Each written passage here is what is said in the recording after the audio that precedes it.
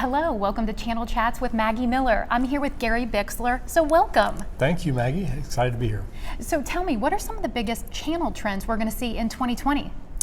Well, Maggie, it's interesting because we think that the primary channel trends that we'll see are still rooted in this change in customer buying behavior that we've been seeing over the last several years. And that has been such a interesting change because it disrupts and changes almost everything for the partners, kind of in terms of how customers buy, the why they buy, who they buy from, what they buy, when they buy. It changes everything. A lot of times, we have a trend that may change one thing, but this is customer buying behavior really changes everything. So how will this impact channel partners?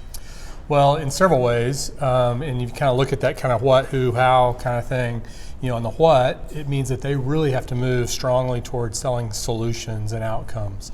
If you look at the who the customers are buying from, or who the customers who within the customer is buying, it is really these line of business buyers now. And so it's not the IT department or the CIO anymore. It's really the VP of marketing or the sales leader or HR leader or whatever. So they really have to get to know these kind of line of business buyers. So that's kind of the what. And then the whole recurring revenue model that happens underneath all of this is really powerful as well. And that means that these partners may not even be involved in the actual transaction of selling the solution. The vendor may sell the solution, but what they have to understand and adapt to is their money is going to be made around all the services that go around those solutions. So that's kind of the partner opportunity. So there's a lot changing. Any final tips for partners really trying to reach that new buyer?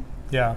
Well, I think one of the things that we see is the sales are becoming much more specialized around those solutions. So they need to kind of find their niches, what are those business outcomes that they want to sell into, and then really craft a story. And the other final tip I would give you is work with your strategic vendors like F5, because they've got a vested interest in helping you craft the story for those specific business outcomes, and that'll help them get the story exactly right and delivered to their customers. Great. Well, this was great advice. Thank you for your time. My pleasure. Thank you.